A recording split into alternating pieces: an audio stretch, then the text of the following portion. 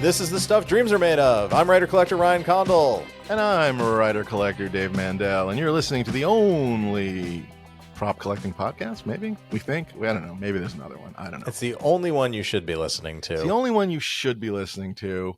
Brought to you by Heritage, we think, because we're actually recording this before we've talked to any of our sponsors. But they've paid us enough, yeah, so they get a free one if they bail on us. This is one on us. Thank you, Heritage.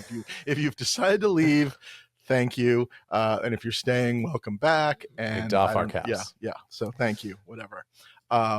Hi, welcome back to the new season. It's so exciting. Season 8? Are we calling this season 8? This is season 8. I guess we could have in hindsight, we could have numbered them as like, that thing where like they want you to keep like tuning into the streaming. So you get like the first half of Stranger Things and then you get the second half of Stranger Things, but they consider that all one season somehow. You know what I mean? But right. I guess we opted for the more traditional, we do a group of shows, that's a season. And we then call it whatever. a season. Yeah, someone was asking me the other day about our seasons, and what's funny is I realized this is our seasons have very much become about the auction schedule in a funny way. I mean, that's really our seasons, which is to say there are, these big heritage auctions throughout the year, and there are these big prop store auctions throughout the year, and obviously other auctions too from people who don't pay us as sponsors. And we basically kind of surround them with episodes, feature those things, take a break, then come back, surround those with the next one with episodes, take a break and whatever. And so I guess we're sort of doing kind of 3 seasons a year, I guess is what we're kind of doing, sort of. I think that makes sense if you think about it. Yeah, which would put us on, we do between like 35 and 40 episodes a year, which given our lives and busy schedules as, quality TV programmers, we I think that's pretty impressive, Dave. I mean, I think the really good news is we've both become horrifically neglected fathers. So that's really great. I mean, I think that's really helped. Yeah. I mean, that was kind of always true as the collector thing. Sure, but we were present. Now just not even present. We were at least with them, but bidding on our phones. And now, no, I mean, like right now, my kids are at my son's championship football game, and I'm just sitting. No, there's no championship football game. He's winning the state championship. Yeah, right now he's at states. Yeah. I have to say, he might not be a championship football player, but credit to your son as the editor of unboxing videos. He got a good like out loud surprise laugh out of me with his Raiders of the Lost Ark. Oh, very good, cut is splice in clip splice. Illegal clip splice. Yes, correct. Which YouTube has not taken down. Thank you, YouTube. I hope everyone is subscribed to our YouTube channel. If you're not, just pause right now and go subscribe to the Stuff Dreams Are Made of YouTube channel. We have been putting up all through this break new unboxing videos with much more to come. We're trying to, I don't know, maybe in a perfect world, get a video up every Wednesday of some sort, and we're going to start featuring things from our collections as well. Yep. But I did a huge pickup. I mean, not to go what's new in props or whatnot right off the bat, but I guess that's where we do it anyway. But I did a huge pickup, and basically things have been delivered and picked up.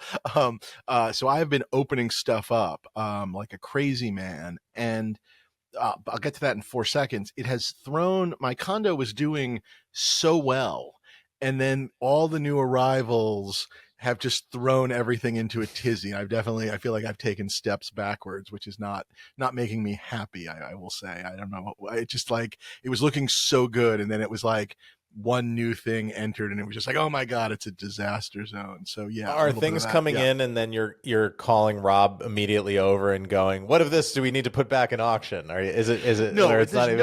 there's Lord knows. I mean, it's funny. Some of the stuff was, from the prop store auction last winter, brought to you by Heritage, and it was like, it's stuff that like I knew I won, but out of sight, out of mind. And so as I opened each one, it was definitely like, oh my God, I get to finally put this up. But then of course, you look around and go, where do I put this up? It's a little bit of that, and it's like I had just gotten the wall sort of kind of perfect with Star Wars stuff, and then it's like, oh, here are 2 new Star Wars things that I'd really like on the wall. So a little bit of figuring that out, but it's been good. it's been, hectic, but it's been fun. And I don't know, let us know what you guys think of the unboxing videos and stuff, or what else you'd like to see, or if there's something we're leaving out. But it's been fun. Yeah, my son Freddie has been both filming and editing them very much against his will. It started off like, I think he thought it was very fun the first time, and then when he saw the number of boxes, it became drudgery Oh, in he a should have really known great better. way. Yeah. As a But Mandel, he must know how many boxes come into that house it every has week. gotten him over to the condo a little bit more, and he actually asks a lot of questions and is interested in stuff. So I don't know. I'm not saying he's a collector, but you folks may be out of luck when I die. Sorry, suckers.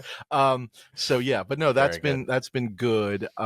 He told me though he was expressly not at all interested in your Hero Solo Blaster though. Oh really? He did specifically weird, specific thing to in call our out. weekly WhatsApp catch up. He did mention that. Yes. But he thinks you're a 16-year-old named Miles from Fortnite Ryan is my handle. I think Ryan is too old-fashioned a name, my friend. Did you see that crazy article in the New York Times about like the it was like the end of kids' names? It was just like my son Truck, and just really the names are just really getting special. Yeah. There are no more Bills. Yeah. I don't think Ryan will cut it unless you add like 7 I's, a couple more Y's. I don't, you know what I mean? Like Ryan, Ryan, Ryan, it would be okay. Something like that. Yeah. Then maybe it would pass. But no, it's been fun doing those things. And like I said, a little bit fun of his involvement. I had one other what's new in props that I was going to show just because it literally just showed up and I literally just opened it yesterday, but I'm going to show it off. There is a group that's been doing a bunch of James Bond auctions on their internet only. I think it's called Amplify or something like that. And I grabbed if you can see this, I'm having a slight time delay, so now I can see it. I was holding it up and waiting. Yeah, it's a call sheet from Moonraker, which is one of my favorites. And I'll put a better scan up of it or something like that. But I just really liked it because it has Roger Moore and Jaws on it. It's from the scene when they're at the Carnival in Rio, and Jaws is wearing the giant head costume, and then he kills sort of girl number one in the Bond formula. Bond goes on mission one, meets girl number one, and she dies. Jaws kills her. So I would have liked Drax on it. That would have been fun too. But I'm very excited to have Jaws and Bond on it, and that's Richard Kiel and Roger Moore. Nice.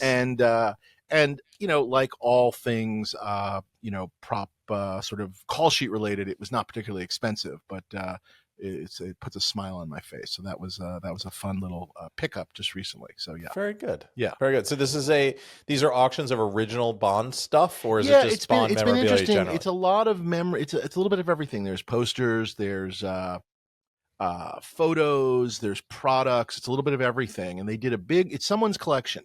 And they did a single auction, and now they're kind of going very slowly movie by movie. And they've done Dr. No so far. So they're really only at the very, very, very beginning. It's been, so I'm sort of waiting for number 2. It's been really interesting, and like I said, just to the chance to grab a couple of call sheets. That's kind of what I'm looking for at this point. You may have seen in one of our unboxing videos, the McGinnis Thunderball painting arrived, and I opened that up. Awesome. In the first one, that was the one with the Raiders gag in it,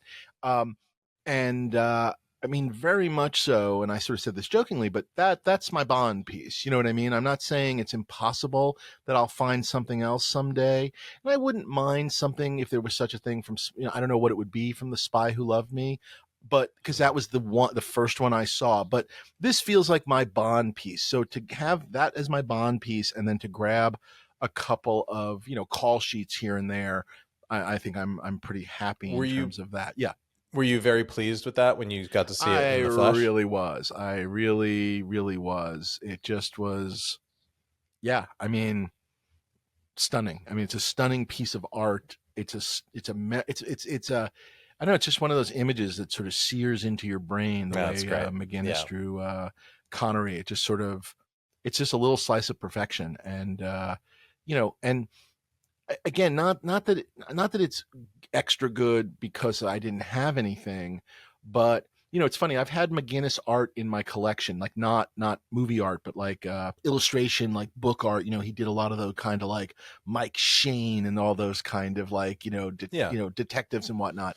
I And feel I've like had he probably did pieces. like TV guide covers at some point. Is Oh, that he definitely did some TV guide covers. I have the one McGinnis piece I have the original poster art, oddly enough, to the Sleeper poster, the Woody Allen Sleeper poster, Oh, which wow. Becky does not let me hang here at the house, which I think is wrong. And that'll be another episode where I defend Woody Allen. But so I have that one other McGinnis piece, but this is how I think of McGinnis as much as anything. It's basically, I think of him sort of doing variations of James Coburn, and then I think of him drawing Sean Connery. Yeah. So this really was just like the piece for me. But it has allowed me to then kind of go through the closet and go, okay, I've got this other McGinnis piece, which is a beautiful girl piece, and okay, this can leave me. So it does Right. allow. It does allow that to happen. Some culling, yes. Yeah. Topic for a future show, or perhaps today's show, is just sort of like, I don't know how big, when is a collection too big? I mean, I guess we've sort of talked about that constantly in some ways, but I wonder if there's a way of just doing an episode about that. Yeah, it's very interesting. I mean, maybe that just becomes, or we were going to talk about a host of other things, but maybe that just becomes our topic. But it's very interesting because you and I are, even though we're I think very good friends, and we do co-host the let's not get ahead of ourselves. All right. There's really fond acquaintances, but go on. Yeah. That's fine. Coworkers. Now coworkers, that's right. Work spouses. Business partners.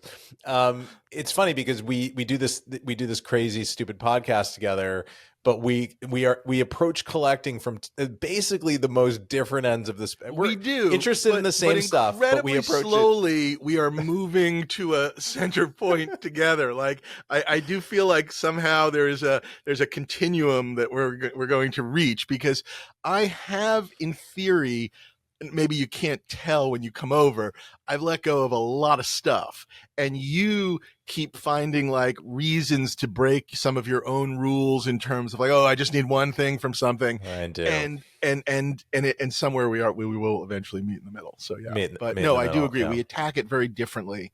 And I don't know, it's something that's on my mind as some of this new stuff is coming in. And again, it's not like I'm looking around going, I got to get rid of that. But there's a lot of stuff I feel like just, I don't know, the thinning out would help things a bit. I don't know. Yeah. I mean, we can also get into that. I do have sort of non-prop stuff that I did want to go through before we got to the props. No, please. What's new in props, non-prop stuff? Yeah. Well, I was just gonna say we're back. It's season 8. We're very excited. Thrilled to be here. We actually do have. We did some math, and this season. This is very exciting, actually. Yeah. If we both survive this for the next few episodes, this season we'll see our 100th episode. Yes, 100th episode. So that'll be coming up, because we think we're going to do an official count, but we sort of looked quickly, and we think this is episode 95. We think.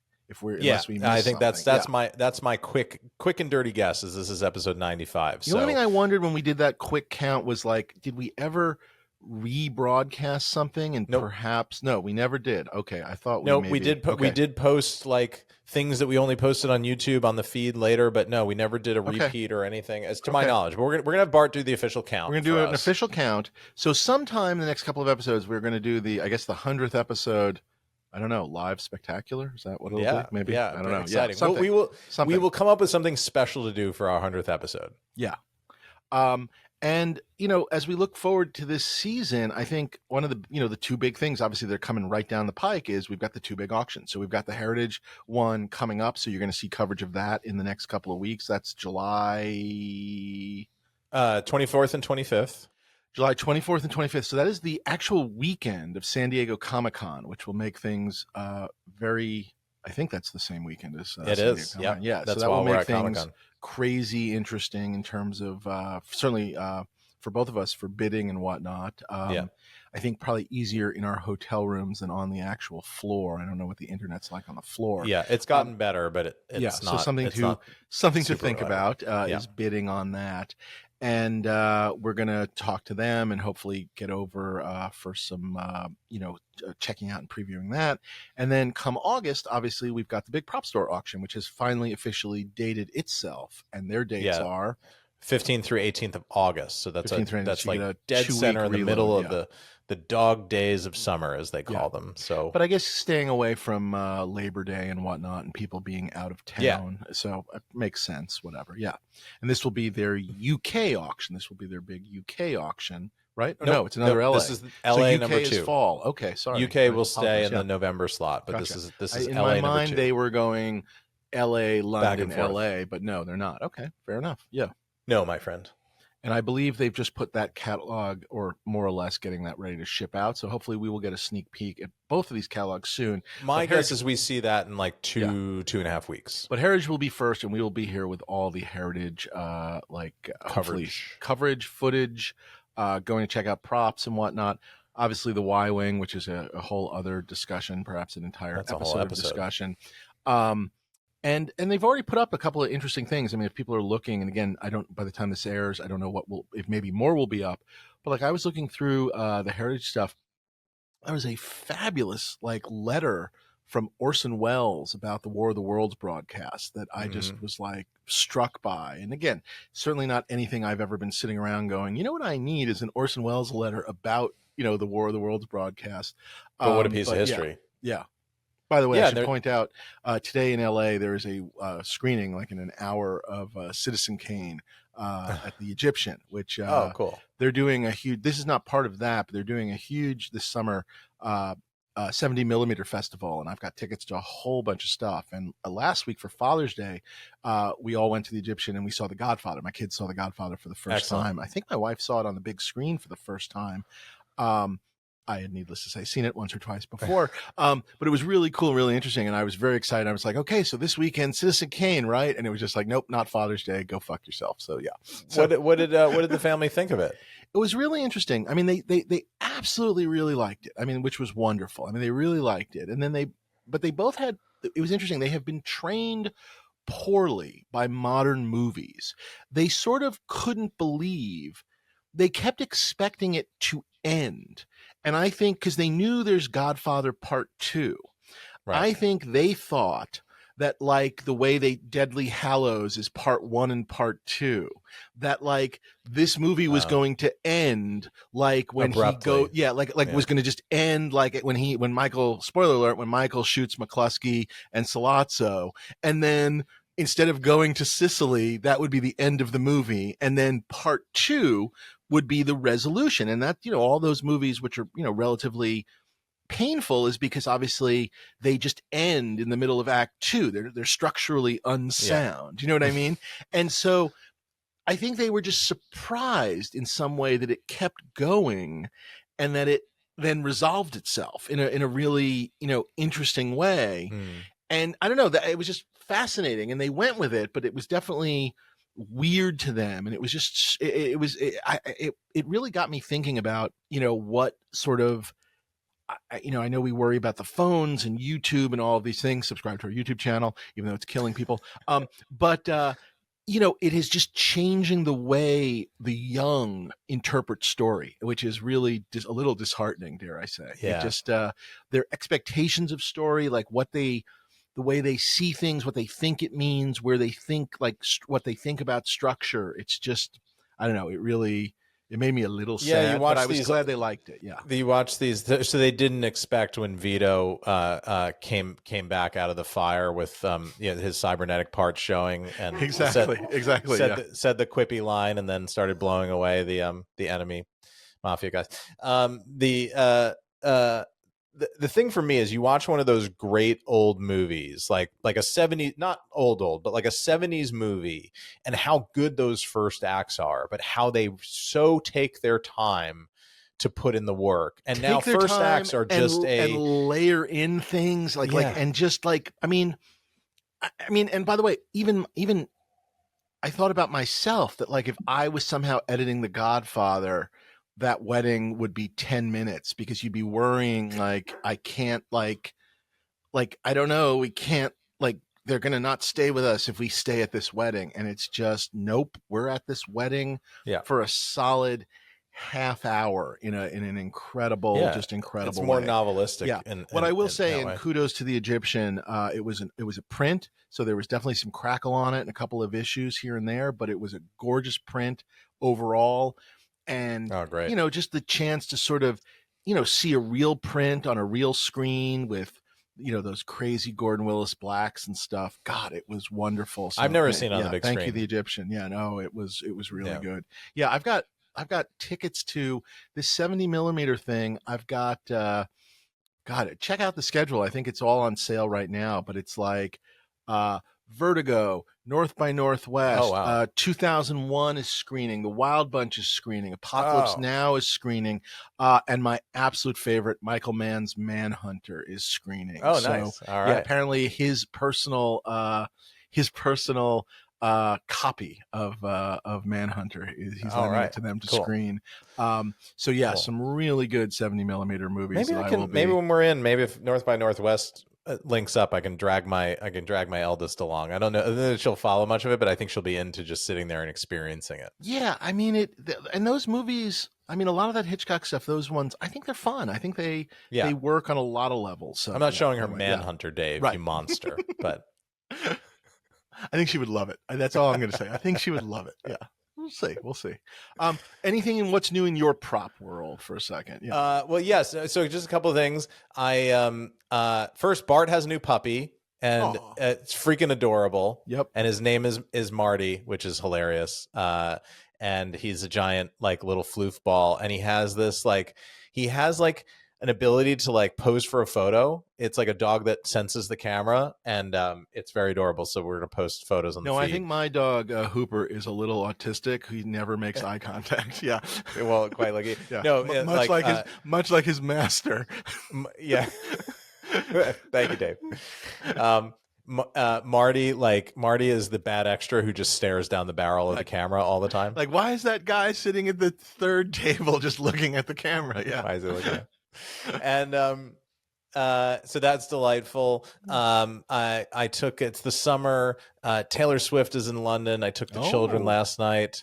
I got to become a god for a couple of hours, delivering my children to Taylor. It was enjoyable. It was both of their first live concert. So cool. For that to be the first, I think, go down in great, not infamy, but Fimmy. No, good memory, a permanent memory. Yes, permanent memory. It was very enjoyable. My father may not have been there for a lot of things. He was always recording that podcast, but I do remember there were the occasional good times, like when he took us to Taylor Swift. Yeah, we couldn't go to college because he bought too many props, but he got an indie shirt. We never went to college, but he did take us to Taylor. And my oldest, who's become like the Wikipedia of Taylor Swift, informed me that she's like, do you know how Travis and Taylor met? Meaning Travis Kelce, yes. Of course, tight end for the Kansas City Chiefs, who I told her, yes, I've known who Travis Kelce is for many years because he's one of the best tight ends who ever played the game. Thank you. I said, no, I don't know how they met. And apparently he went to a show of hers, and, they do the friendship bracelets thing where you like put like, your name on the bracelet or names of songs or whatever. Yep. So he cleverly put his phone number on the bracelet and hoping to meet her. And it didn't happen. So he went home and he does this podcast with his brother, Jason, Philadelphia Eagle. And they talked about this experience in the podcast. And apparently somebody, either she listens to the podcast or somebody cottoned her to the podcast, and she heard that. And that's what actually got them together. Oh. So, and I was like kind of doing, why are you telling me this whole story? This is all a very roundabout way for my daughter to say, hey, you have a podcast. Maybe you could do something useful around here for once and maybe get us in with Taylor Swift. So I'm putting it out there. I'm a very happily married man. I'm not looking to date Taylor Swift or give her my number or anything like that. But we're talking about her. This is a podcast where the whole Condell clan are fans. If she would like to meet, I can make that happen. I'm go out on a limb. I mean, I think we can agree she's not listening, but I'm going to go out on a limb and I'm going to say nobody she knows is listening either. Like nobody she's ever met is listening listening to this. You don't think there's a 6 degrees of Taylor kind of thing where? No, I'm going to go on a limb and say no. Absolutely not. Yeah, no. Well, my daughters adore you, and we loved the show. Actually, my music tastes are a full 180 degrees away from this, but much respect to the quality of the production, the utter joy with which she seems to perform, and whether that's an act or genuine, I don't know, but it's if it's an act, it is well done. I tip my cap. The number of costume changes she goes through in a 3-hour period where she is the sole focus of this concert, it is incredible. And I just like the fans are. These people like love her. They know every letter of every song, and she's 34 or whatever it is, and she has 3.5 hours worth of material to play at a concert where everybody is singing along at once. I mean, she is a I don't know, a generational event. I mean, to have this monocultural thing going on in our world where nobody does the same thing ever at any time. I'm just saying, just respect. I do not care for the music particularly, but I really enjoyed the experience. The wonderful thing about having a slightly older daughter, who, by the way, also loves Taylor Swift, is we just drop her off and then pick her up. We don't have to go to the concert ourselves. But yes, but kudos. Yes. I will say it was wonderful for that first hour or so to see the joy in their eyes and the whole by the way, a lot of is stories... that actually her? So I see her on the big screen, but that little person that's out there, is that that's her. She's here. She's in the building. There's a lot of stories in LA of parents that like kind of went and then just were so blown away by the show, like went again without their kids. Like, I know people that did that, and you just go, okay, good, okay, good on you. Yeah, good on you. That's fine with me. Yeah. I saw pictures of her with I guess the prince and his family. They were there. Yes, that was the same night. The prince. Yes, the heir to the throne. Yes. Future king. Yes, and the young prince and princess. And my daughter also saw those and said, where are you on this one? And I said, I'm not. We are only 8th to the throne, so no. That's right. No go. That's right. I write throne drama. You are listening to Taylor Swift podcast with Ryan and Dave. Sorry. No, I was getting around to the podcast thing. Yeah. So I feel like we can get some Swift lift on this podcast. Episode 1, guys. It just this little loose. We're gonna get to the real content in episode 2. House of the Dragon. Sit tight for 100. Yeah. Hey, House of the Dragon premiered. I got to go to the premiere, by the way. Yeah. Thank you for having me. That was very, very fun and really, really enjoyed it. And then we watched. I told you this. Becky wanted to see it, and I watched it again, which is not something I can easily do with many things, and I found it very enjoyable, and maybe, dare I say, I even picked up on a couple of things the second time around. Maybe nothing giant, but just little references to things from the first season that I wasn't, as tightly paying attention to, perhaps. So it was very fun the second time around, too, but really enjoyable, and it seems like the greeting of the second season has been really cool. So congrats. That's yes. Thank you. It seems like it's been well received. So enjoying all of that. You did come to New York. I did have most of everybody that's ever been related to me in New York. I got to meet your dad, and I got to meet your uncle. Yes. At some point you came, I saw you and you came over to me and said hello and everything. And then you just said, I met your entire family. Is what you told me. And I understand my uncle found you and then dragged you over to meet my entire family. So kudos to you. Thank you for being kind and patient with them. Do appreciate that. But that's when you're a famous movie props podcaster, Dave. That's the kind of thing you risk when you go out in public. We've discovered that of our 4,000 regular listeners, 5,000 regular listeners, 4,500 of them are condols. So, again, it's fine. Yeah. It's fine.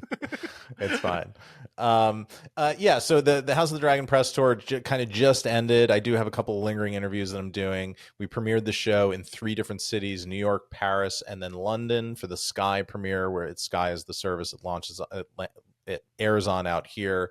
It was a crazy whirlwind, but very enjoyable. I don't think I really enjoyed the first season release for a number of reasons, and that the things I was going through, and also it was just I'd never been through anything that big so I wasn't really prepared for what I was going into, whereas this time I knew it was coming, so I was able to be really present and enjoy it and take a bunch of selfies and just enjoy myself. And I had it was hard work and lots of interviews and answering the same question again and again, but did actually really enjoy it this time, and got to enjoy it with the cast who Yes, totally. they're in a show now that people watch, and they got to, I mean, these people are actually famous. I mean, you walk down the press lines. Some of those people, not Matt Smith, but a lot of the rest of them were relatively, some of them were working, some of them were not, but they were relatively unknown actors at best, maybe like, oh, that guy from that thing or that lady from that thing. And now they are, and TV people stars. screaming their names, and it's really, I mean,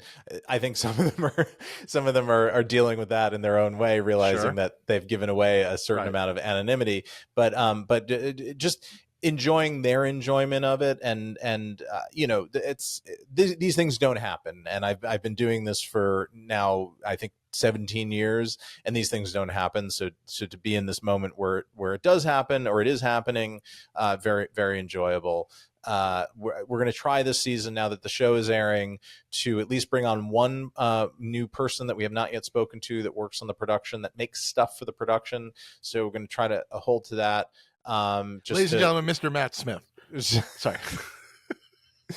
So, yeah.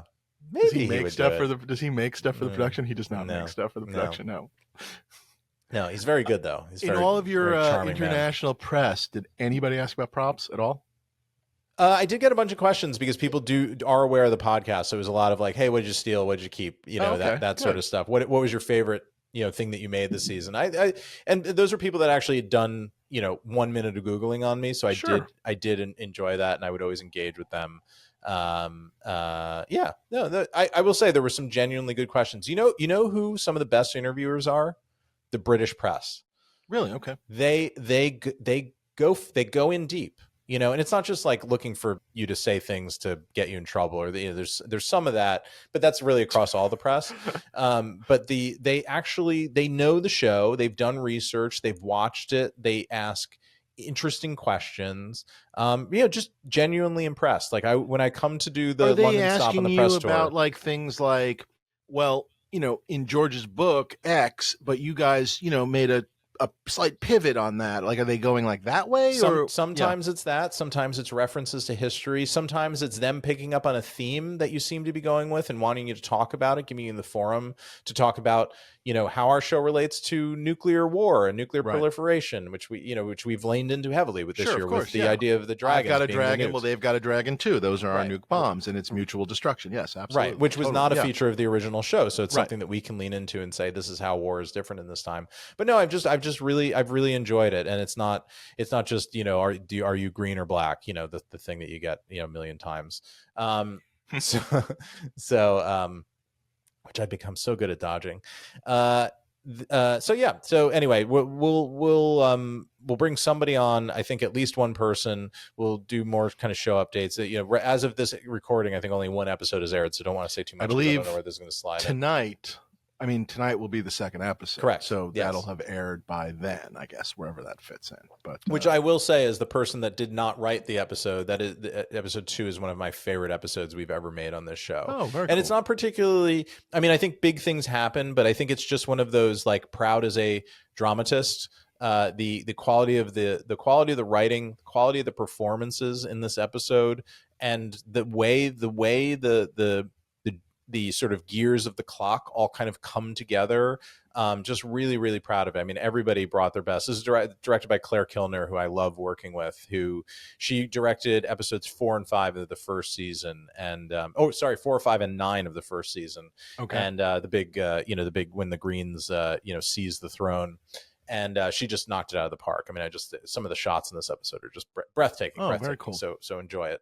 Well, when I said this to you, but I'll say it on the air too, is what I really extra enjoyed about it was I thought you guys added sort of a third dimension to the show this season, which was, it just felt funny. There were sort of releases of humor and no, not they're not jokes. It's all character, which is obviously the best thing. But Yes. it was an added element to the vector, and I thought that Thank really you. really humanized it and made it a very more I liked it more. I don't know what else to tell you. And again, it doesn't Thank seem you. like you're trying to be funny, which of course is the worst crime in the world. It's Right. happening, and that's what's sort of enjoyable. Yeah. Yeah, So, well, and thank yeah. you. That means a lot, certainly coming from you. And we were looking for opportunities to bring some levity to it, and trying to do it through character, as you said, do it Yes. through character. The Not cast seems to get, like the kid. They Sorry, get it. I don't know anybody's name, but the kid Yeah. who is the king, or at least the Yeah, king, Tom as Glenn of these Carney. first 2 episodes, he gets it, and it's really Yes. interesting to see another, I guess I'll say, blonde young Targaryen king, but he's not Joffrey. He's Yeah. not he's not the best in the world, but he's not like actually a psychopath, but he's trying. He's trying, but his sort of layaboutness is very enjoyable in a very funny way. Yes. Yeah, And his Tom is hilarious. vanity. Yes, and yeah. So and I don't know. That's one of those things where I always think about, like, how the hell do you even know when you cast him and he's a child last year, basically? Because I mean, I feel like he's aged before your eyes, so you never like. Is he going to be like who? Like, how do you? Anyway, that's the part I always sort of you don't. enjoy. Yeah. You don't. But Yeah. he leapt off the screen on his first audition, the first tape that we got of him, and You it just was knew. just Oh, no that's great. looking back. And he's been fantastic, and just turns in a fantastic performance across the whole season. From the first 2 episodes, what's your favorite prop so far of like things that we've seen on the show so far? Anything that jumps to mind? It's hard to say, because I don't know that we made that. I don't know that we.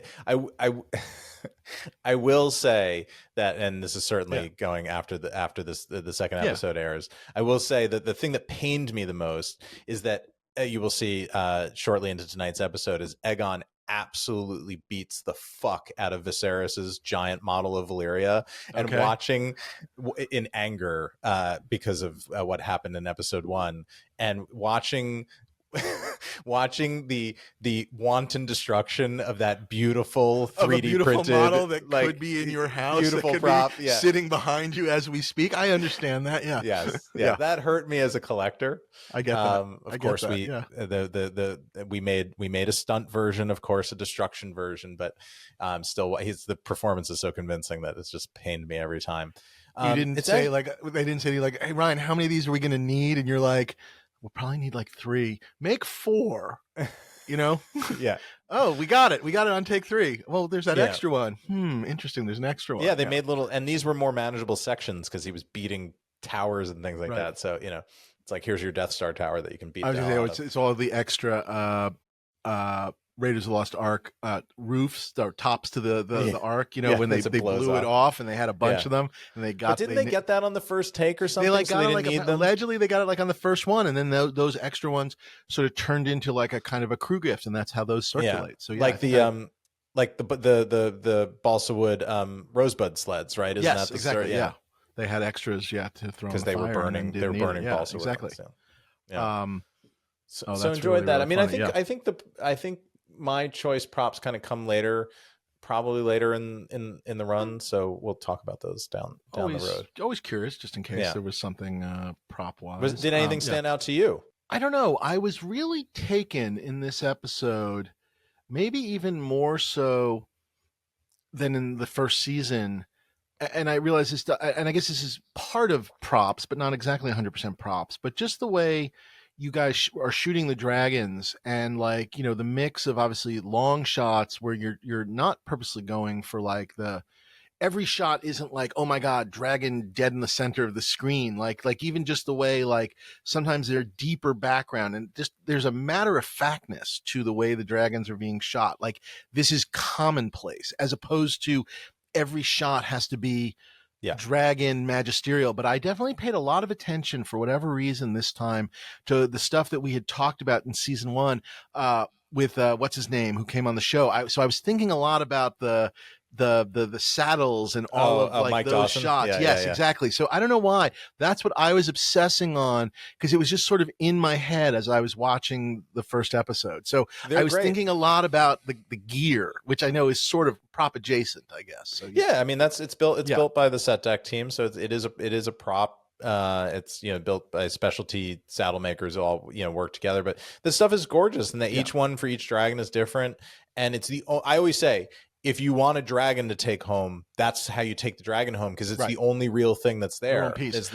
I did like, by the way, and I guess again, spoiler if you haven't seen. Well, I guess you would have had to have not seen the first season, but when she's on the beach or whatever it is and finds some of the remains, the dragon remains. I thought those were cool props. Yes, exactly. Yes, and that was actually that's not digital, right? They no, built I entire... very much. There's a big wing there. Yes, I was very aware of that. Yeah, and it was. So I thought that was a cool prop. Yeah, you think, Eric's was a small dragon. That wing was the size of like a Volkswagen. I mean, it was the wing alone. It's massive. But it really, I mean, it looked like a dragon got killed, and this is what washed ashore in like I don't know. Again, whatever that's supposed. That's to a great look call like. out, because that was actually one I didn't think of, because I knew in the back of my head there was no version of me ever taking that home because it's so huge.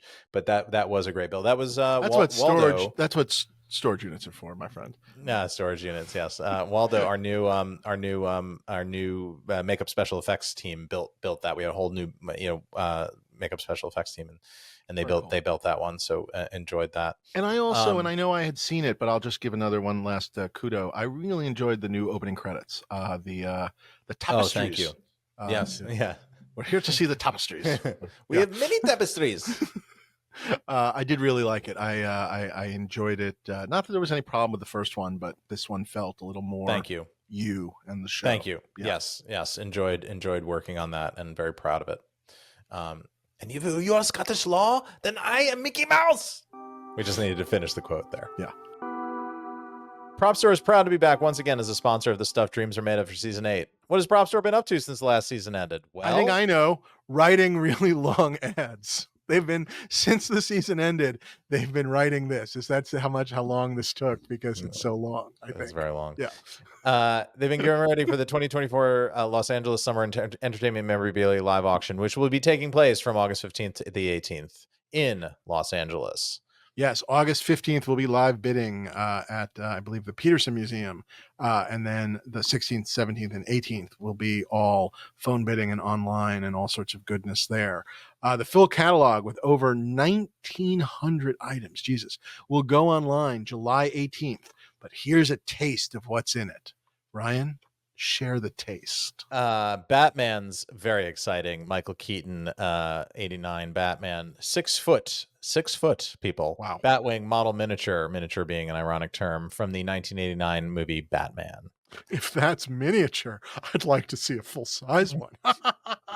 Well done, Dave. Thank you. That's my Paul Lynn impression.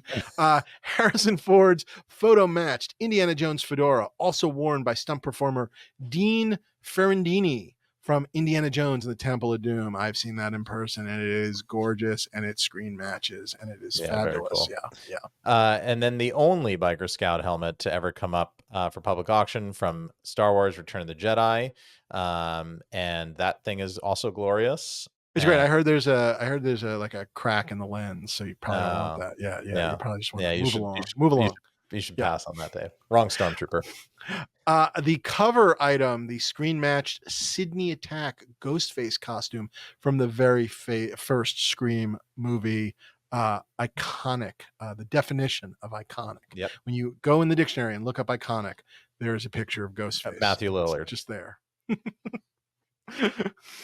If only. I would like that dictionary.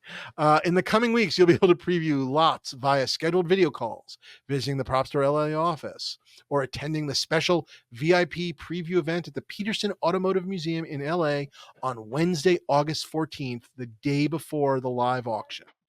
Star Trek will be a big focus of this year's auction, and Prop Store's special guest at the VIP preview event will be Q. Oh, that's cool. Yeah, John Delancey. John Delancey. Q in Star Trek, The Next Generation, Voyager, Deep Space Nine, and most recently Picard. And he was Eugene on Days of Our Lives. There you go. We're a Days of Our Lives fan.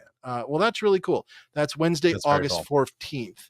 But you have to register now to get early access to a PDF version of the catalog at www.propstore.com/live auction. The full catalog will be available on Thursday, July 18th, 2024, which is when bidding begins.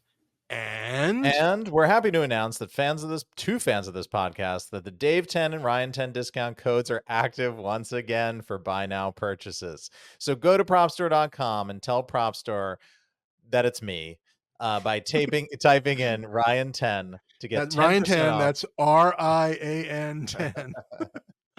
By the way, you know what I was told? That apparently, like in this interim where the show has not been on and the code does not work, people have tried the code in the interim, which I love it. God bless you, listeners, for they've tried my code in the interim. Yeah, they've just tried your code, but they're still trying. It's great. Yeah, very good. So use Dave 10 or Ryan 10. Yeah, sorry, go on.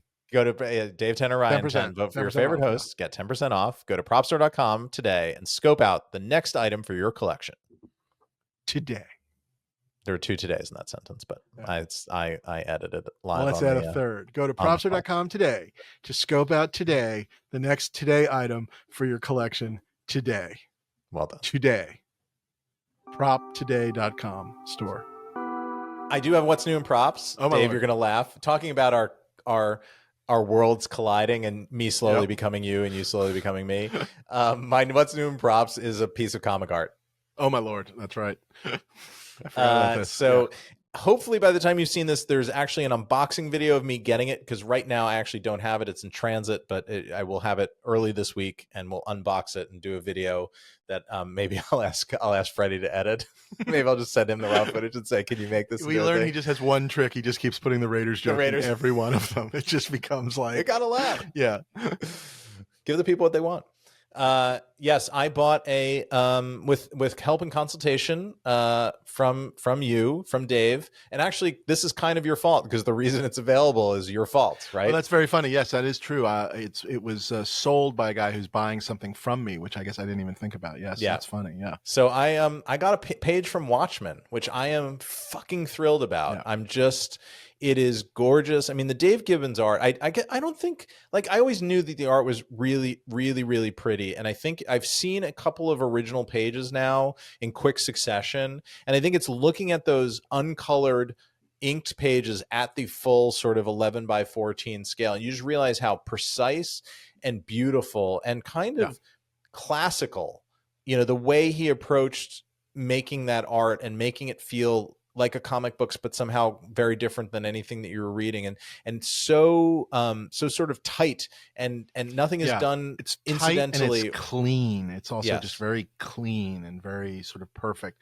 And then that 9 grid, that 9 panel sort of Alan Moore, Gibbons, Watchmen thing, which sets it apart, and just that the symmetry and some of those things that goes on in the pages. But really, really nice. Yeah, so we'll post a picture of it on the feed, and hopefully you've seen it in the unboxing video. But I got a nice it's a page, I believe, from chapter 7, book 7, when the apartment fire kicks off in Dan Dryberg's apartment, the Night Owl 2's apartment, and he's having this flashback to Rorschach warning him that somebody's walking around killing costumed heroes. Right. So the fire is kicked off, and of course it was just because Silk Spectre was playing with the hit the wrong button. the fire starter on Archimedes.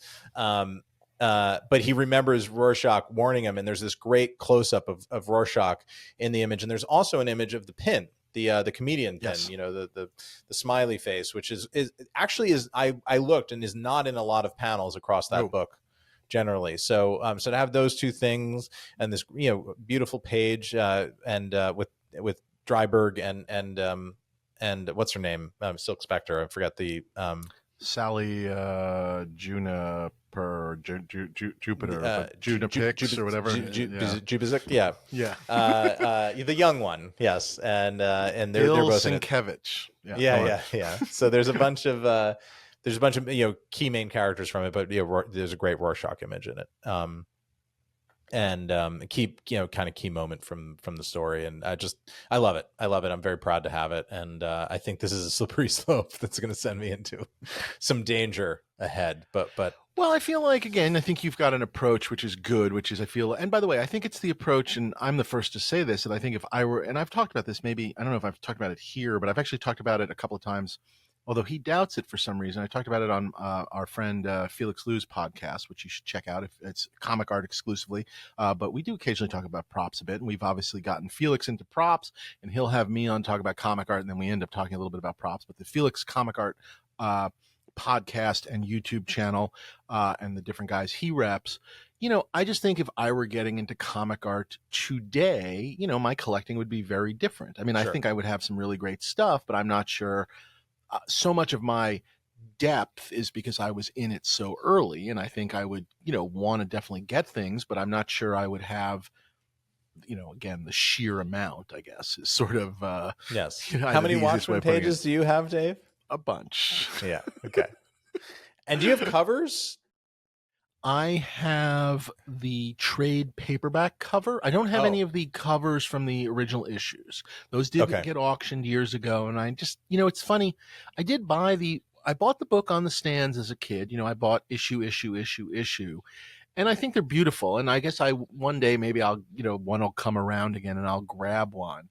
But it was funny. It was like, there were 12 of them or whatever. And it was like, there was not one particular one I wanted more than the others. There wasn't one where I thought of like, this is the book for me. And oddly enough, in the years since, I have just really done nothing but reread the trade paperback. I never go back to the old issues. So when the trade paperback cover showed itself, I actually did grab that. And was obviously very happy to grab that. So is that Absolute Watchmen? That or I don't know what's on the Absolute Watchmen cover.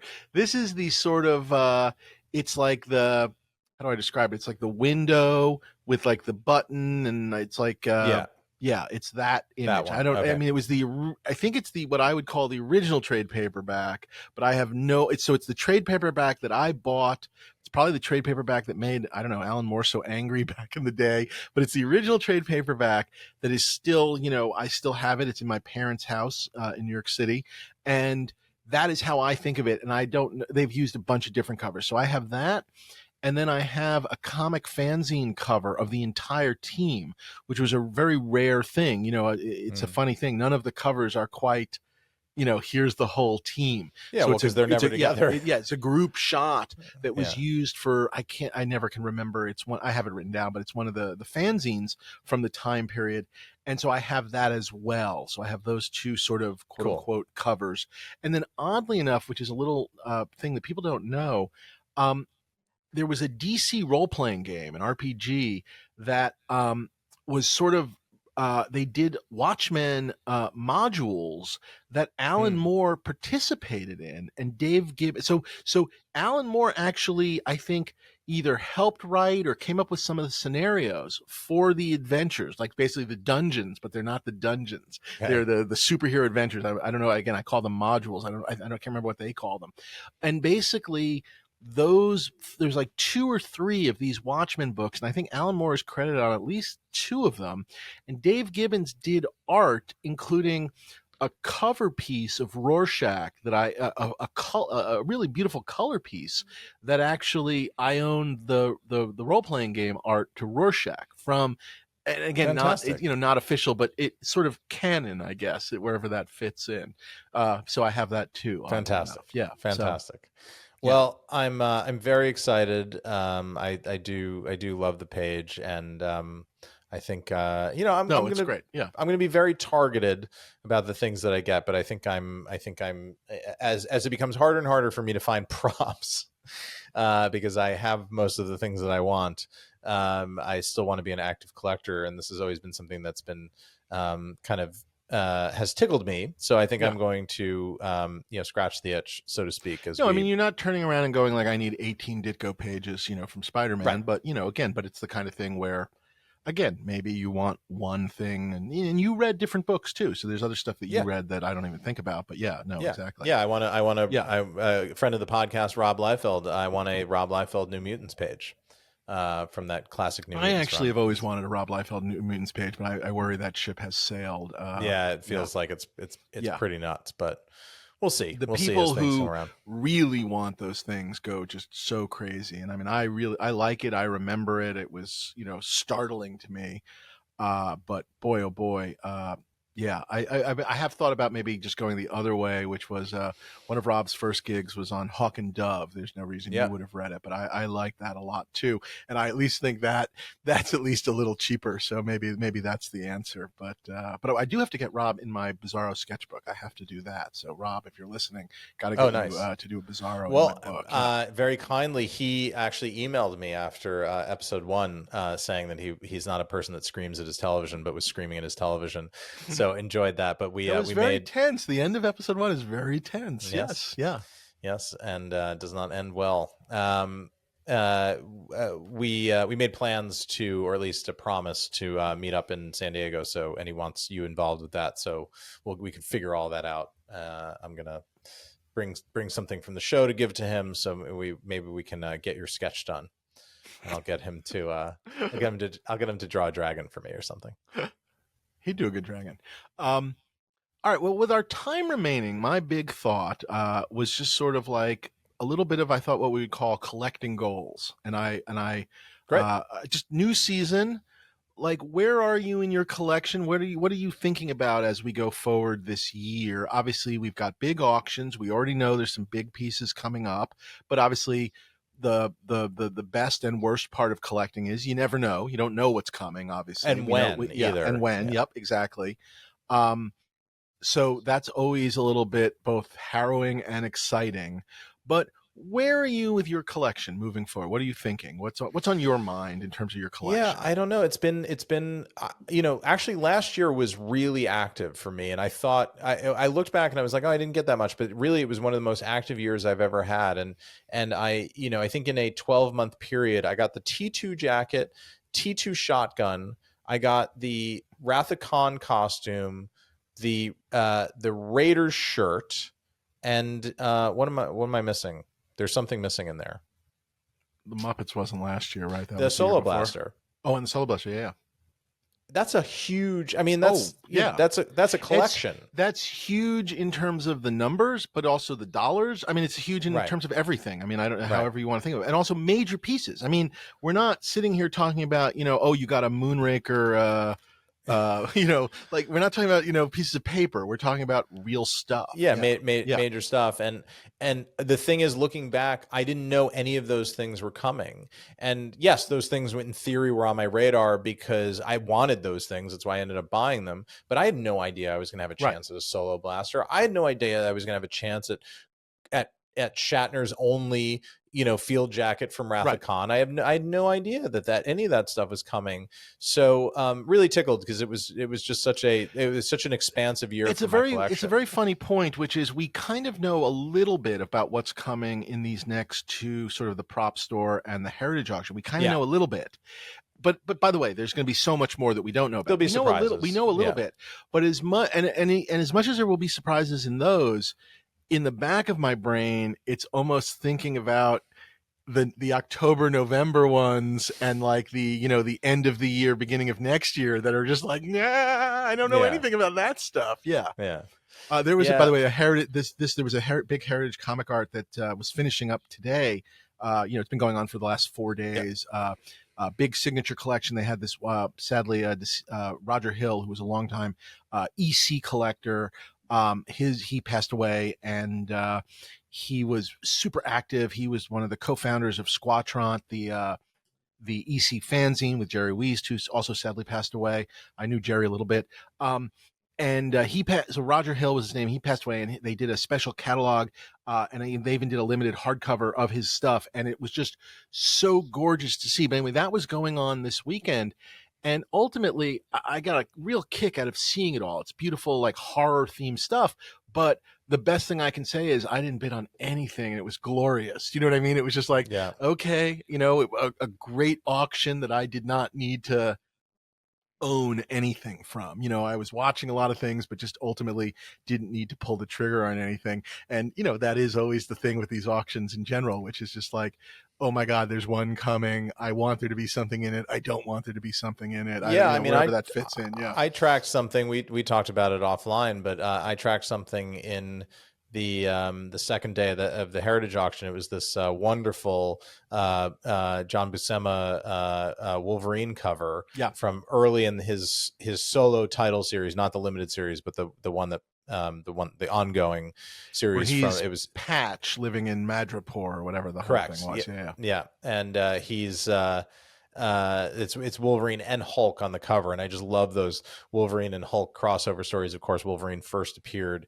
in a issue of Hulk fighting him, and they've had this long going sort of partnership slash antagonism between each other. And some of my favorite comic covers are Wolverine and Hulk. Like I think of the actually issue 8, which is my favorite from the original the Wolverine series, which is the Hulk and Wolverine in the white dinner jackets, the tuxedos. Do you know that they recently made like a I little Marvel action figure I set? saw I it didn't at know if you Forbidden knew. Planet. Yes. Yeah.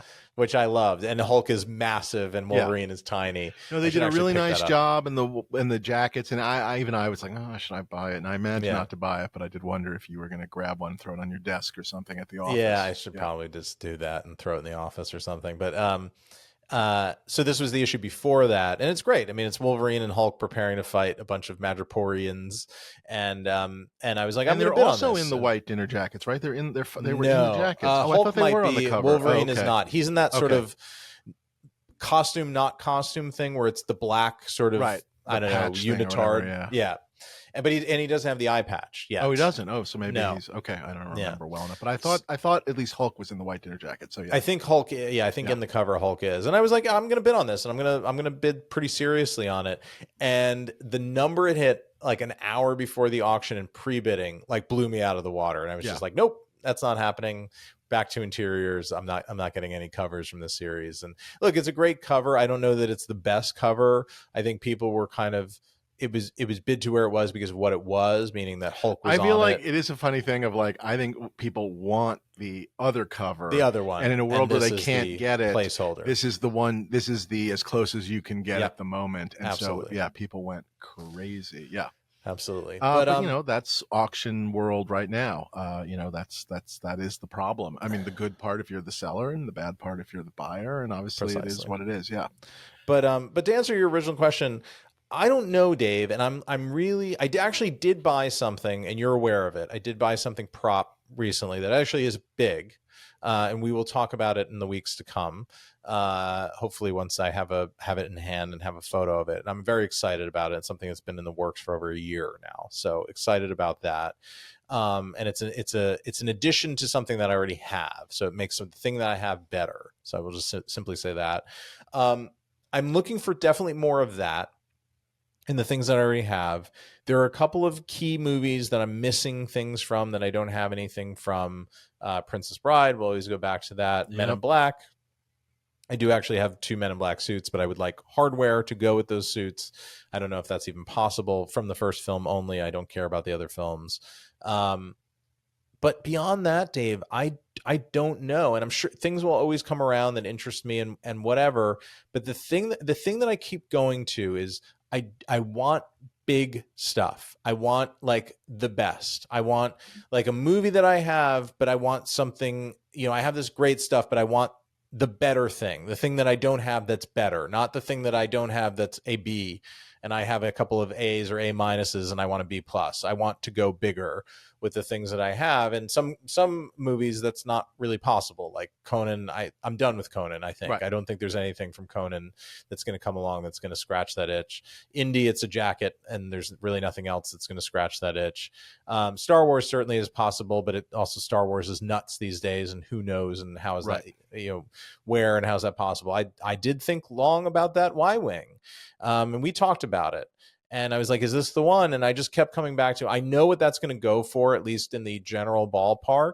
And it's not to say that I would never spend that on a prop. I just don't know if the Y-Wing is that Rubicon for me. I think I would do that in Star Wars. I think it's not, and it's not to impugn the piece or anything like that. It's just like that Y-Wing is a great addition to your collection. There's nothing to impugn. It is an incredible piece. Gorgeous, just beautiful, beautiful, beautiful. And in the early days of Star Wars, there was a point where it seemed like the Y-wing, when you look at a lot of the early Ralph McQuarrie art, the Y-wing, and I don't know, maybe we're this will save it for the Y-wing show, but um, the Y-wing at one point seemed like it was going to be the important ship. You know what I mean? And it ended up sort of taking a little bit of a back seat to the X-wing. It sort of ended up, that's what ended up happening. And I don't know. I still think it's incredible, but obviously it may not be the one. That's, I think, for what everyone has to decide. I don't think it's the one for me. I mean, do you have things? Sorry, I was just going to say, do you have things in your collection? When you're talking about A's and B's and whatnot, that you think of a little bit as like B's, where if you found the A, you would get rid of them, or at this point, have you shed the things that you think you are sheddable? I'm sorry. I know that's a very weird specific question. You know what I mean? have a couple of things key here and there, certain films that yes I do, but really I've been really responsible. That's what I thought. So I just didn't know if at this point you really had anything that was burning a hole to leave, I guess. Yeah. No, I would say like, for instance, if a Harrison Indy jacket comes up, I will my Grail Diary will go, because I will have the full figure that I want. Right. Hat, jacket, shirt, whip. I will have that whole, and this would have to be a matched Harrison jacket essentially for me to go there on it. But is that just simply because the price of that Harrison jacket is probably going to be obviously bananas? Nuts. Is it just being responsible? Because you don't think about the, if you will, the full torso display of whip, blah, blah, blah, blah, blah, and then the diary like right there with it, Sure. Like it would depend. I think I would get the jacket display and then figure it out. Yes. Okay. I think I would get the jacket and then figure it out for sure. But I think it would just be like, what else do you need? It's just you have the character there, and that to me speaks to the whole film, and it's just being. I'm asking because I keep thinking in my collection that there are some, I find them really fascinating Star Wars pieces, but certainly nothing that you would ever say are like, I guess, A pieces. They're A quality, but they're odds and ends of interesting stuff. Meaning, for example, I'll give you an example. I was going to say, do you have a for instance? Yeah, I have a perfectly good for instance. I have two for instances, oddly enough. And one will surprise you because I don't care for the special edition, but I think the piece is neat. So, for example, I have a Tauntaun skull that was from the special edition Wampa Cave, I guess, like additional shots that they added. Oh, okay. And again, I don't think it's certainly a piece that's going to sell for $1 million if I ever let it go. And I stare at it sometimes and I think to myself, it is expendable. And yet when push comes to shove, I never quite wanted to leave. Like I actually kind of like it. You know what I mean? And this is my problem in a nutshell. And I'll go the other way, which is a couple of years ago, I picked up, it's one of the clear R2 units that runs around in the Hoth hangar scenes, and maybe it pops up in Jedi as well. So it's an R2, but instead of being blue or yellow like in the prequels, it's clear. And because it's clear, there's all sorts of gears and gizmos and stuff that move around inside of it, along with some little lights and stuff. And it's set up with a power supply, so I can turn it on and the gears and gizmos flutter about, and it's really cool. But again, it's R11D7 or something. I don't even know its designation. I couldn't even tell you, it has a name. I don't know it. And yet every time I think to myself, like, well, I could spare that. I mean, is that really gonna, do I need that? That's where I'm not good at getting rid of that stuff. I think both of those things could go. I think you would cut them loose in a second. You're good and you're brutal. And by the way, you've told me to get rid of them. Kelvin Mao has said just get rid of those things. And again, and they're not. It's not that they're going to. I don't know what the word is. They're not going to pay for. I'm making this up. If Han Solo's vest shows up tomorrow, neither of those items is going to cover Han Solo's vest, but they would certainly put a little baby dent in it. You know what I mean? Obviously, you always think to yourself, like, your B stuff is sometimes somebody else's A stuff. Yeah. You know what I mean? There's a sliding scale based on where people are.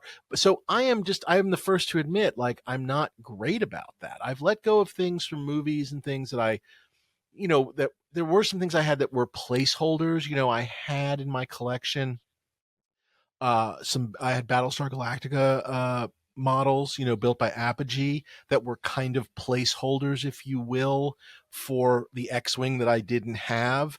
And upon getting the X-Wing, a buddy of mine took them from me. So, you know what I mean? Like, I did let those go because I knew and that was why, smart. and I knew why I had them. And again, even those I miss a little bit just because they were really nice models, but I didn't need them.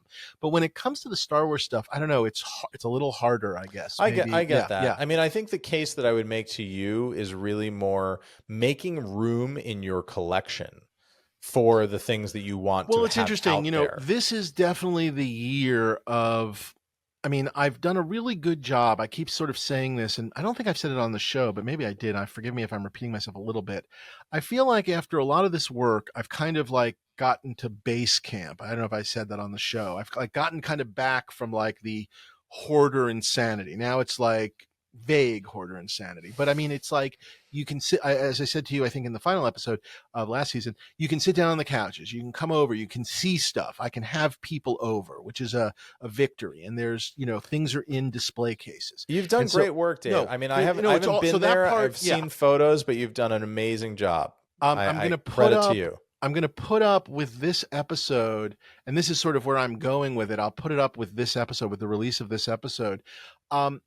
Rob Klein and I did a whole mannequin shopping thing for the complete Charlton Heston costume from Planet of the Apes. As our listeners may remember, I had picked up the costume at the Planet Hollywood auction, and then I picked up James Ferrantino's boots and the female astronaut's backpack at the second Greg Jean auction. Everything has arrived, and we got a mannequin. The mannequin probably needs a little bit of work. You'll see we sort of like couldn't get the undershirt under it, and the boots need the feet need to be cut off. So we got a good mannequin that needs a little bit of customization. The backpack, because it was for the female character who dies, whatever her name was, it's almost like the backpack straps aren't big enough. So that's something I'm still trying to figure out. So those didn't fit on the mannequin quite yet. And that's not the mannequin's fault. It was made smaller. So that's a whole thing to be figured out. Although I guess if I decide to get rid of the backpack, at least I can sell it identified as her backpack. But as opposed to mysterious space backpack or whatever I purchased it for. But anyway, I mean, my real goal right now is I've got a list of like 10 things. I just went to the frame store for the first time in about a year and brought over, for example, I brought over my what the heck was it called? Live, Die, Repeat, or whatever the different names of that were. The Tom Cruise Edge of movie, Tomorrow. Edge of Tomorrow. Right. Sorry. For some reason, my disc says Live, Die, Repeat, so I guess they changed it back to Live, Die, Repeat. That was the marketing campaign, and I think they liked that better. It should have always been the original title of the manga book, which was All You Need Is Kill. Which is All You Kill. Yeah, which is a great name. Yeah. Yeah. I guess they were scared of that. Yeah. Yeah. It's the best title. Anyway, I have her sword, her helicopter. Yeah. I bought her helicopter sword. blade. Yeah. I got that. That's going into a box frame. I'm very happy about that going into a box frame, going up on the wall. A couple other things doing the same. This is where I'm finally going to do, my pieces of my R2 have come together. I'm sorry, my C3PO have come together. That's a project. Yes, I think you sent me a photo of that I never replied to, but it's awesome. Yeah, I mean, you sort of see what I'm going for now. And by the way, that's one of the unboxing videos. I don't know if it'll have aired yet or it'll be up, but I will. We did back to the Heston, the Taylor suit, the astronaut suit. We did a time lapse. So you'll get to see us sort of putting it on. Yeah. You'll see where things don't fit. We kind of put things on, take things off, whatever. So again, it's not perfect yet, but we're going to dial it in, but you'll get to see that. We'll put that up with this episode, which will be fun, along with more unboxing videos. But the C3PO, which you'll see as an unboxing video, you'll get a sense of what I picked up and how this will be, I think, ultimately. And it's not there yet, but now I have these projects. And so that's very much, I really want to, this is my year of, I want to dial this stuff in and figure out, like, if there are extraneous parts, pieces, things I need, things I can now get rid of, again, wherever this fits in, like this is my, you know, collecting goals for this both next season, but maybe also calendar year 2024, I guess, is that's where I'm going with things, with obviously, you know, room to, you know, with the unexpected, as they say. But yeah. Is there anything that's presently on the radar that we're aware of that are in these upcoming auctions, or anything else that you're chasing? I mean, that is 1,000% eating you? Yeah, I mean, look, I don't know if the Y-wing is eating me, but if there's a way I could do it, I'm going to try and do it. Wow. You know, that's the easiest way of putting it.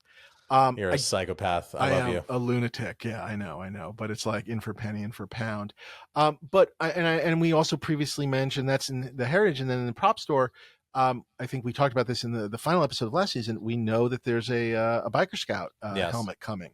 And, you know, I'm curious where that goes after what happened with that last TIE Fighter helmet, which I was not bidding on, but I was shocked by the number on it, dare I say. That was matched, though. This is unmatched. It is unmatched. You're absolutely right. It is unmatched. That was Star Wars, and this is Jedi. And, no, you know. All true, but it's been a while since one of these has shown itself in the open market. Yes, I guess all I'm saying. So agreed. And we should probably save this for the prop store prep we'll episode. Get to it all. Or whatever. But so those are two things I know that are coming. I'm very curious as to how serious you are about that, because that would definitely be one. Because that's always been my favorite design, so that would definitely be one for me. I mean, but I don't think we should be going head to head on it. Right. Either, no, and we'll talk about it more. It's just, for me, it's always been, dare I say, I have a Stormtrooper, Star Wars Stormtrooper helmet. Well, two of them, but and then I have one of the few snowtrooper suits that are the helmets that are out there, you know, full on with the, you know, the quote unquote hero bib. The bib, yes, which there's been a second one that yes, the Dickie. There's a second one, Cravath, the snowtrooper Cravath. Isn't that the Carly Simon song? Your snowtrooper Cravath? No, anyway. You're Snowvane. You're a Snowvane. Oh God. Terrible. All right. Good night, everyone. Terrible. I'm fired. And so, you know, it is always this dream of the three helmets, the three stormtroopers. Yeah, exactly. Yeah, okay. And I could sit here and I could say to you, would I still like an AT-AT? Of course. You know, there's two of them out there. We know where they both are. They're not going anywhere anytime soon. Would I like them? Of course I would. But the three stormtroopers has always been, I guess, a sub goal on some level. Understood. Yeah.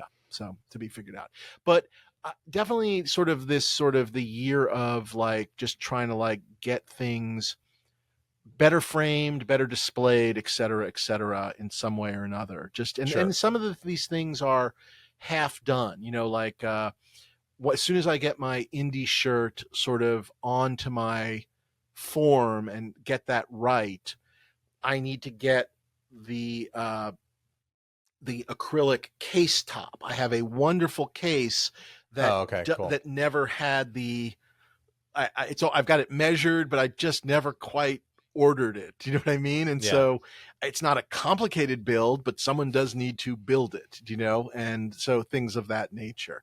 And I probably want to get my hat re-steamed. But anyway, so there's a lot of that kind of work. And then the other thing now is I feel like now that I've gotten back to some level of base camp, it's a little easier to like, you know, I open up something and I can see stuff. And so like, I just found, I think we talked about this, you know, as much in the way I found like those uncut Topps cards and the weird Hong Kong Jackie Chan posters, you know, all of a sudden I bumped into a whole bunch of Clone Wars. I think I may have mentioned this too. The Getty Taranovsky, the guy who did Samurai Jack. I bumped into a whole bunch of those Clone War cells that I had forgotten I had picked up a million years ago. Oh wow! And I'm sort of like, I think I'll keep one. Yeah, but I got a bunch to sell. If anyone's interested, let me know. By the way, I should point out that during the break, someone purchased my fake like bunker bomb thing. Well, no, we gave that away as a prize. We gave it away. We gave that away. Did we put a picture of that up? I don't know. I can't remember if we put a grab of that up. We will repost it. We didn't. But someone bought my fake Ray gun and baton and had me write on them also just like this is crap. Basically, this is nonsense. But someone bought those too. Someone bought my James Earl Jones icons sign thing. A guy who had one of those. So if anyone's interested in the Clone Wars, I've got cells, and those are digital. But then I have some of the actual pen and ink drawings that go with them. So I've got a whole thing, and I've got a bunch. Yeah, so, write the podcast. Write the podcast. But I am finding these things now, and I do find it's easier to kind of like get to some of these things that were, dare I say, a little bit buried, and get to them, find them, and move them out. And again, they are not. It's not the Tauntaun skull. It's not the clear. It's not the clear R2, and it's certainly not covering a bill, but this stuff does add up. You know what I mean? It does add up in a very pleasant way. So I think about that. Yeah. So yeah. But that's my big goal for this season. Some of these projects. Yeah. How is the grand mortgage pay down going, Dave? We're getting there. I think I'm hoping. I contributed. Yep. I'm hoping this season, as they say, this season. Okay. I think so. Exciting. Yeah. So we're getting all right. So those are our goals for the season. Write in. We're going to do some more live shows. Like I said, subscribe to the YouTube channel. Got a lot of, we're going to try and do some explorations there. The other thing, by the way, if you haven't looked at any of the new unboxing videos I've been doing, they're actually shot at the condo. So you get to see some of the cool stuff on the walls. We just shot one where I actually show you the flood damage. You can see the carpeting. By the way, I also spoke to a carpet guy to try and get that fixed. So like things are progressing, but that's the season coming up. I think it'll be pretty darn exciting. Good. So, I'm excited to come back over, Dave. Yes. I'm gonna be there. Try and do a show from the condo too. Yeah. We got a lot of plans. Yeah. I don't know. Can we do a show at San Diego? Is there even a point to doing a show at San Diego? We got to figure that out, I guess. Yeah, I mean, I would say doing it at the convention center is probably impossible, but I'm sure we could find a way to do it, like at in the hotel, like find a room in the hotel and do something. So we should downtown San Diego podcast studio that we rent for an hour or something. Yeah, I don't know. Yeah, it'd be interesting if there's anything there to see to kind of report on. I don't know if that will be the case. It sounded like because of the auctions and stuff, like I know, like I don't think Heritage won't be there. Yeah, they're not going to be there. I mean, the comic art stuff is going to be there, but Prop Store's not there. So again, I don't know if there'll be props on display from anything. But maybe we should do it's Comic-Con. Maybe we should do a comic art check-in. Maybe definitely it should do that. Yeah, that. Well, to be I'm sure figured there'll be new news there because they'll tease the next tranche of auction stuff there, right? Yes, I would think so. And also, they definitely will be having stuff from their next auction. So yeah, cool.